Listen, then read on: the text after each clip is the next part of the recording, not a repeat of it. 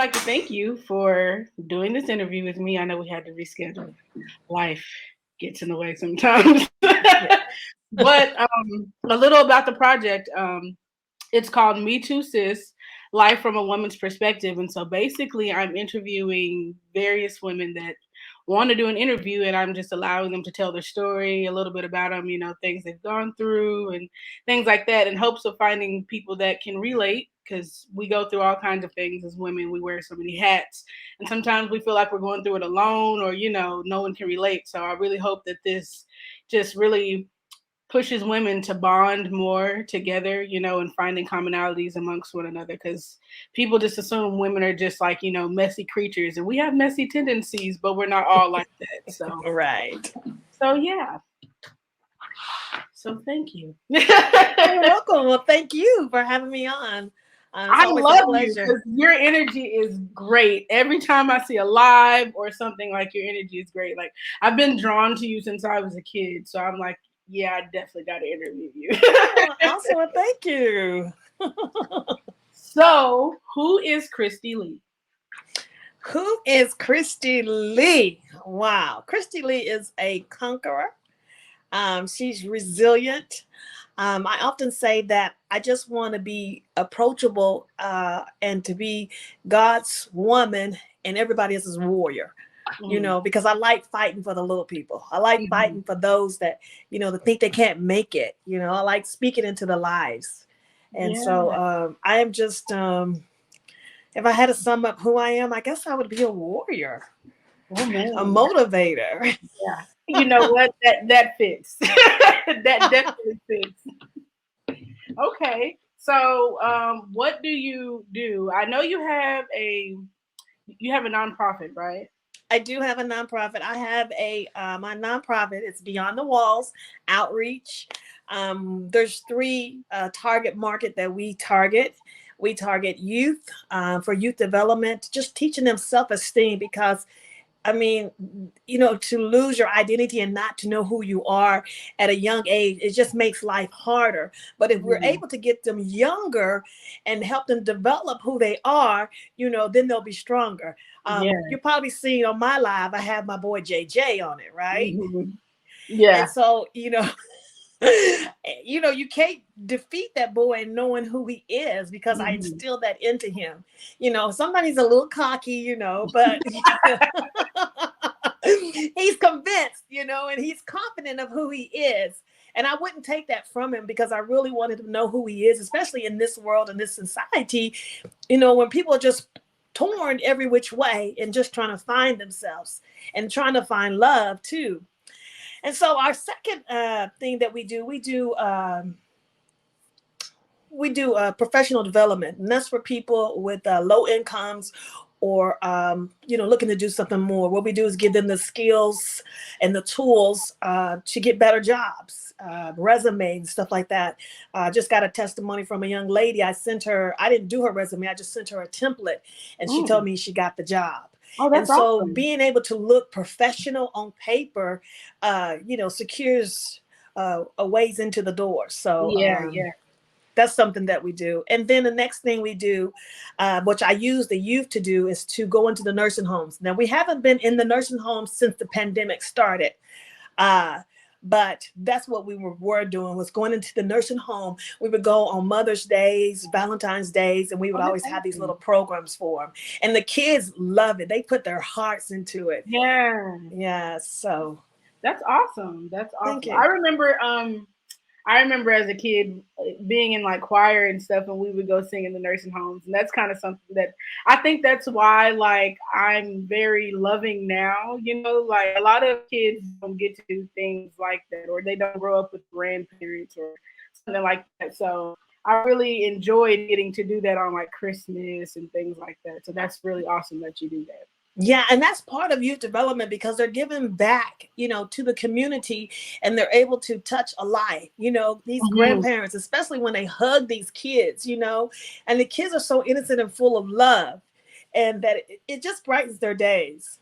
Yeah, yeah, that's awesome. So, you mentioned JJ, and I know you have other kids. I'm about the same age as some of them. So, how has being a mother been for you? Did you have to put your dreams on hold being a mother? Did you still get to kind of figure out how to do you and be a mom? Well, honestly, I am a big kid. And so everything my kids got to do is because I wanted to do it. If we went to Disney World it's because I wanted to go to Disney World. And so I'm a big kid. So I never really had to put my life on hold or my dreams on hold for my kids. But what happened to me was when I was striving in my dreams, I wanted to do gospel promotions. I allowed a husband to Whoa. stop me to pursuing my dreams. Now it wasn't his fault; it was mine, But he wasn't conducive to pursuing my dreams. He was jealous of me, and I didn't really know that, at the time when I got married to him, because when we were dating, that was my man. He was my corner. He was pushing me. Yeah, I even trusted him with my money. And that's how much I trusted him before we got married. We got Wow. married. It was a whole nother story. Oh wow.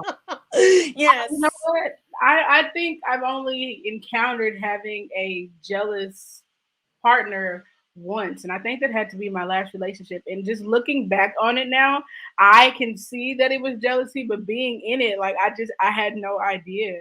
Like I never understood how could you be jealous of someone you love, someone you're supposed to encourage and want to see do better and things like that. So that's crazy. Yeah, Wow. and I mean, so I'm a type of person, you tell me what what your goals are, what you're trying to do. I'm gonna do my best to make sure you get it. But his jealousy went as far as him to say that he looks better than me. Oh, okay. Who tells their woman that, right? Yeah, like So wow. so my kids have never hindered anything that I wanted to do. If anything, my kids have motivated me to Yeah, be the best that I could be because I am their example. You know, right. I had a stepson, and he was like, he would love to wrestle me, and I will always wrestle him and pin him down. And then I told him, I says, man, I bench pressed 135. So in his mind, now he's got to beat me at 135. And so Hmm. that was his goal, is to always to beat me. And my kids, they set their goals to always beat me. And my oldest son, he says, Mama, I don't know how much money you're making, but I think I'm close, like that. So we always have this thing because I am their bar setter. So, Yeah, you would think that the dad would be the bar setter, yeah, but yeah. I am my kid's bar setter, even my stepson's bar setter. Wow, that's awesome. That's Yeah. awesome. So, you let us see. I got a few questions. I'm trying to decide which one I want to ask next. Just ask it. I'm trying to decide. I got a couple good questions here. Oh, Okay, okay. Go ahead. before we get into the other good stuff, we talked about your nonprofit, but what made you begin your nonprofit? Why did you decide to go the nonprofit route? I just felt like there was a need. You know, if I would have known certain things, like even with I grew up with low self-esteem, Really? and I had Mr. Brown, who was the bus driver, who was actually Reverend Brown, who was a pastor at a church, who reached out to me, Hmm. and he saved my life. Believe it or not, he did, because I had low self-esteem. I didn't think anybody loved me. I didn't think anybody liked me. I thought I Wow. was so ugly, and then I felt like, if people feel like I feel, we've got to be better at reaching people, to smile at people, to reach out, to talk to them. And so my nonprofit came from the healing that I received, Hmm. and just being, even with the professional development, um, if I knew what I know now, I could have been further along in my career. Even the resume, I didn't even know anything about a resume, how it's supposed to look, what type of paper it was on. But when I started researching that, even how to talk and to do an interview, and then as I grew up, I was able. So what I'm trying to do, all the things that I've learned and that's impacted me, I'm trying to give it away. Yeah. And even with the elderly, I had to take care of my grandfather. I was laid off at a job. The Lord showed me in a dream that I was going to be laid off at this job. And this job came at the most opportune time because it allowed me 3 months to take care of my grandfather. And then I saw that need of how the elderly, they just wanted to be loved. My grandfather just wanted us to be there. And Mhm. so, just extending that love and that care to other people. So my life has impacted my nonprofit. I'm passionate about it. I hadn't done anything really because of the pandemic, but I'm still just passionate, and I love it. I love kids, and so I want to just be an inspiration to people, to help people, to motivate people, to push people, and just say we're conquerors, Yeah. we're Yeah. victors. Yeah. Shout out to Mr. Brown, because if he would have saved your life, like, you are awesome to me. Like, you're definitely my role model. Oh, thank So you. to know that you came from, low self-esteem, and can't even tell, wouldn't even know that, like, you're amazing. So I'm really Thank glad that you. someone was able to step in and be that for you. Yes. Yeah, I So was. I'm sorry. Go ahead. I'm trying not to fall out my bed. Okay, you're fine. Um, so you said you have learned a lot in your career. What career path do you have other than your nonprofit? So actually, my day job, I have been in commercial real estate for about 15 years. And so what I do in commercial real estate, if I had to say it, I would be, I would kind of be like a glorified administrative assistant for people to understand what I do. Mm-hmm. But what I do now, thank you, Jesus, hallelujah, I am an assistant general manager, which in terms of these other properties, other companies that I came from, I'm a property manager. So I have Okay. 2 properties that I'm managing now. But I'm sorry, I lost my train of thought. So what I do handle the monies, paying bills, making sure the tenants are enjoy what they do. Tenant events. I do events. I've been doing events for over 20 years, for an excess of 400 people at a time. And that's something that I got my events planner certificate in that just recently, but I've been doing it for years. And that's a business I hope to venture out into this year. That's my goal. But Okay. right now, my daytime job is I'm an assistant general manager, and I work for one of the majors. I finally got into one of the major companies, which is worldwide. So I can Okay. go anywhere if I want to. Okay. Okay. Yes. That's awesome. That's awesome. Yes. So let's see. Let's get into a little of the deep stuff here. I know we talked about how you came through being feeling like you were not loved and low self esteem. Let's talk a little more about that. So how did what and what was going on in your environment around you to make you feel that way? Were people like bullying you? Did like you have siblings that Well, were mean? uh, I mean, because honestly, for me, like I grew up feeling the same way, so I can relate in that.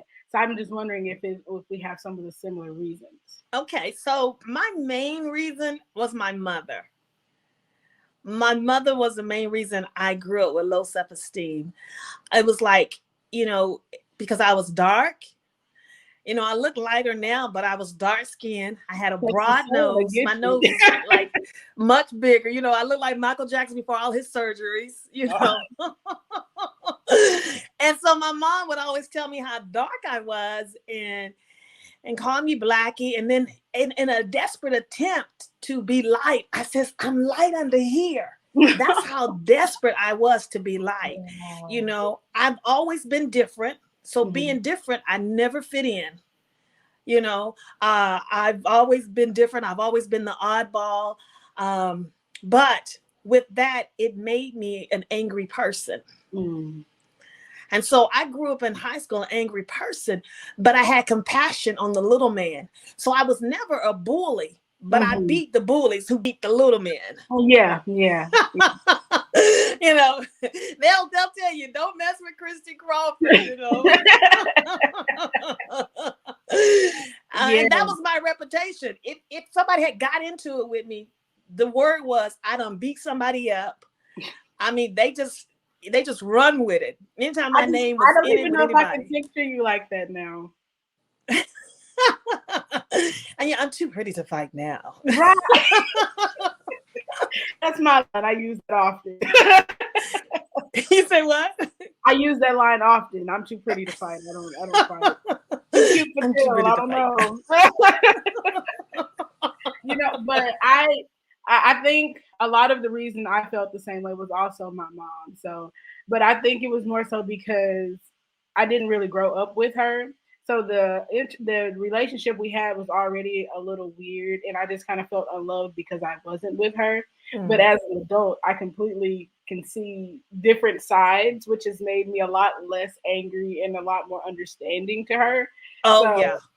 I know as a kid going through it, it was horrible. It sucked, and I was angry and probably beating up people. Who Yeah. knows? If I you ask had me to. now, I've never had a fight, so who knows? Oh. My mom told me she wasn't going to apologize for what I went through in my childhood. So I had to learn how to forgive her. And Yeah. even in her saying that she wasn't going to apologize. Wow. I had to learn to accept her for who she is. What did she go through, that's made her like that, And so I love my mother. And I think she's the most beautiful woman, but I understand my relationship with her, And so, but what happened is I had to learn who Kristy Lee is for myself. Yeah. See, when you get down to the core of who you are, no matter what nobody says, what nobody thinks, what nobody does, you know who you are. You know how you trump.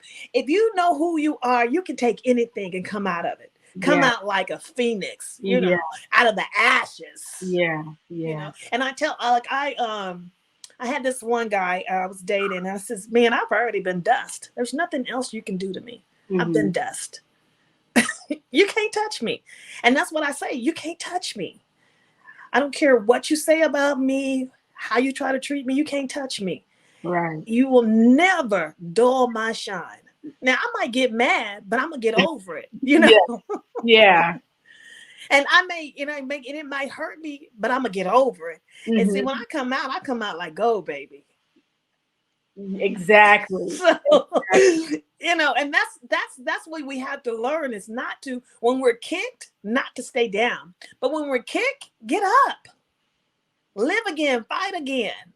You don't have to stay in that rut. And that's, right. That's just who I'm about. You got to have a different mindset. Like if you stick with that mindset, like, woe is me, like nothing good is ever going to come. And then you're going to be that, my life sucks. Nothing good has ever happened to me. You have to have another perspective. So things will change. Things will change if you make them change. Right. One thing, let me say this real quick, because I forgot about this. And I think it's very important that I say this, because I grew up in church. Mm-hmm. I grew up in church. I've been in church, but church folks are the ones that attack me. It's not those people that are outside the doors, those people that's inside the church. Yes. And I was on the prayer line one time, and I was complaining about the people in the church. And the lady said to me, and it was the most powerful thing she could ever say to me, because it shifted my whole mind and my whole life. She said, Kristy, I need you to grow up. Now, most time we would take offense to that, because these people are attacking me in the church. Mm-hmm. But when she said that, I had to look within myself. Okay, grow up. What is she saying? Then I looked at all the things that Jesus went through. The betrayal, the spit on, the slaps, the hits, the lies. And if he conquered it, then I can conquer it. I can go through it. Mm-hmm. So now when people do stuff to me, I just I got this crazy laugh. You don't just know what you just did. Because I know who I am and whose I am. Mm-hmm. And then I stand on that. So we have to grow up, because we're going to go through some things. It's just how we take it. And so when she said to me that, it just shifted my whole mindset. And now I know I can almost dictate when somebody's going to do something against me. How do you, how with that new mindset, how has it helped you navigate relationships with other people? Has it, do you have more friends now or less friends now?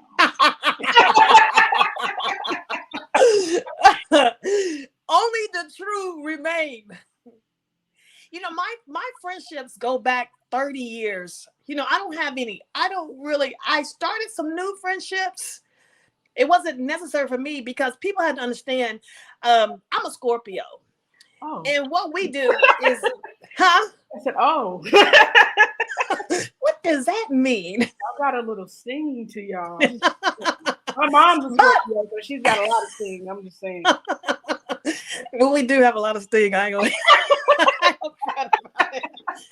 But what we do is we love a group, but then we like to take a break. You know what I mean? Like we like dealing with you on our own because we got a lot of stuff. We're always thinking. We're always working on the master plan. So we need that time to break, you know, to get these things done and then come back. And we should be allowed to come back or leave and there not be an issue. Some people can't handle that. You know, like my girlfriend over 30 years. I mean, we don't talk that often, but when we do, we're just right where we started. You know, I mean that, you know, that's my girl. Yeah, we gonna do this and laughing like this. And so my friendships are very important to me, but I don't have that many friends. But I do have a lot of associates. I can say that. I can understand that. Yeah. And so it hasn't made me it's made me more inviting to people. Because I think of you as my sister. If you're my sister, I can help you. But you being my sister and my friend is two different things. Yeah. Because, you know, the earth says that the friend is closer than a brother. So you being my sister, you're right here. But you being my friend, you're right here. Yeah. So that's a difference. And so I have a lot of sisters. I have a few friends. Okay. Yeah. You know what? I don't think I've ever heard it in that way. Yeah. That makes sense because I don't have a lot of friends either, but I have a lot of, you know, I have love for people. So if I consider you a sister, then, you know, I feel like we can find some common ground or something, you know, some understanding. But as a friend, like you real close, that means, you know, like intimate details that some of my sisters, you know, don't even know. But right. Like I have two sisters. My sisters can call me for anything. I can call my sisters for anything and we there. But I don't even know how often we talk. I don't even know if we even talk once a month. Yeah. But they're my sisters. I love them. You know? That was something that was really hard for me because I have a younger sister and well, she's not that far behind me, but she's younger than me. So, but we don't talk often. But whenever we do talk, like we're there. You know what I mean? Like we can call each other for anything if we need advice or anything. We're always there for one another. But we don't see each other very much. We don't talk to each other very much, and it bothered me for a while because as kids we were super close. So once we got into our adult lives and just kind of went our separate ways, and I was just like, man, like it's like this person that I was attached at the hip with pretty much just like dropped off, and I had a hard time with that. But once like now I'm like, okay, I totally understand. People have things going on in their lives. Life happens. Like I can't take that offensively or that, you know, feel some kind of way because it may not be intentional. We just get caught up with our own stuff. So that was a growing pain I had to go through for sure. And my mom actually she kept a lot of stuff going on between me and my older sister. But when I realized it, I was like, girl, please, really? You know. So it's just, you know, it's just being free. And I am so absolutely free. I mean, it's being free. Oh my God. I can't even explain the peace, the serenity, the joy, the cloud nine that I ride on because of the peace of being free. I don't have any bondages. holding me. Now, I'm not saying I'm not going through things. That's not what I'm saying. But what I'm saying is that I'm so free of my mind, that I don't have to fester on those negative things that are coming at me, because they're supposed to come at you, because they don't like the light, and they want to dull the shine. And so you have to remember who you are, that you are the light. You are for somebody. I'm not for everybody, but I am for somebody. Right. Somebody's gonna see you. Yeah. But sometimes you gotta weed throughout the bad ones just to get to that one, even if it's just one. I think that's like the goal for me. If I can change someone's life while I'm on this earth, then I've done my job. Yeah. It doesn't even have to be millions. It just has to be one. Just the one. But you definitely answered my last question, because I was going to ask you if in this exact moment in your life, do you feel like you are living as your most authentic self? Oh, absolutely. When I turned 50, it was like, whatever, y'all. And now I have such a liberty. I try to be more tactful in what I say, but I'm gonna say what I think. I'm not gonna allow people just to do me any kind of way. I'm gonna say what I think, and I'm gonna try to be tactful when I say it. I'm working on that. Sometimes you just gotta say what you gotta say, and if it comes out however it comes out, however you take it is how it was meant. Yeah, and so I just I operate in truth. That's if it hurts me, if it bothers me, I'm gonna let you know. If you don't like it, you don't appreciate it, no dust, no harm, no foul. Right. We can go our separate ways. I'll always love you. Okay. Yeah. I feel that. I feel that for sure. Well, that was all the questions that I really had. So I just want to say again, I really appreciate everything that you do, because even though I live on social media basically seeing the things that you do, I'm still appreciative. So thank you for being who you are. Thank you. Thank you for being a part of this interview. All right. Thank you for having me.